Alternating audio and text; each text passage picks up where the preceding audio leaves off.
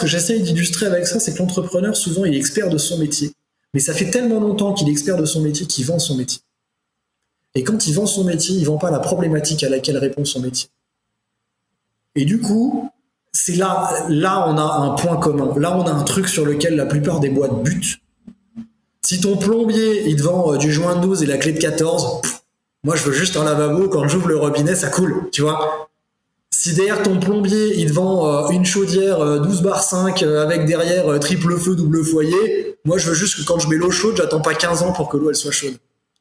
C'est évident avec le plombier. Transpose-le à des produits un petit peu plus compliqués.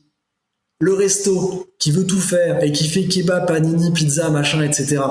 T'as pas envie d'y aller parce qu'ils vendent trop de trucs en même temps. Et pourtant, lui, sa démarche, c'est de se dire, je vais proposer le choix à mes clients parce que plus il y a de choix et plus derrière j'aurai de clients. Et tu vois, il prend une mauvaise stratégie commerciale, encore une fois avec de l'exemple qui tâche un petit peu et qui est facile à comprendre, c'est que le resto qui fait kebab, panini, pâte pizza, sushi et je sais pas quoi d'autre, bah à la fin il n'inspire pas confiance, alors que lui dans sa structuration, parce que derrière t'as un dirigeant, je veux dire, on se moque de lui gentiment, mais derrière il y a un dirigeant qui veut vivre, qui s'est posé des questions, qui est souvent en galère, parce que s'il en vient à proposer autant de trucs, c'est que commercialement ça va pas bien, tu vois.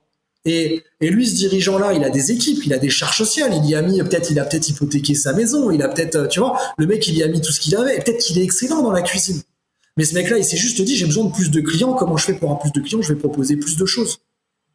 Et tu vois, la logique qui est derrière ça, elle est compréhensible, mais il en vient à oublier ce qu'il vend, il en vient à oublier, et là, il fait une erreur sur sa stratégie commerciale. Et ce truc-là, tu l'as partout.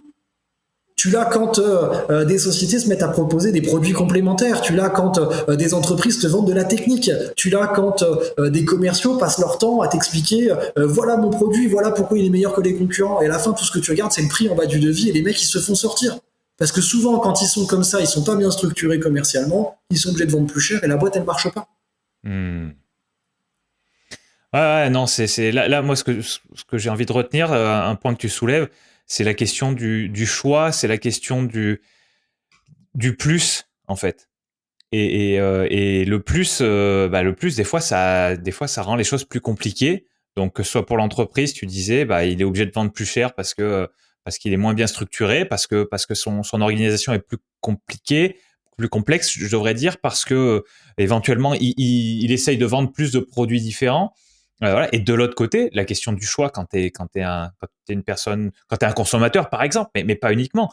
Quand tu as un choix à faire, je pense que dans plein de domaines, tu dois avoir un nombre de choix qui est idéal. Et en dessous, tu te sens oppressé, tu te dis ouais, j'ai pas le choix, j'ai pas de liberté.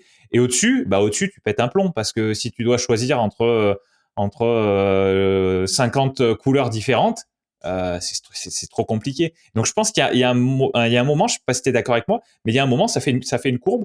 Et donc le nombre de choix en abscisse et comment dire, et la satisfaction en ordonnée. Et quand tu as moins de choix, t'es bas, et puis après tu as un maximum, et après ça redescend.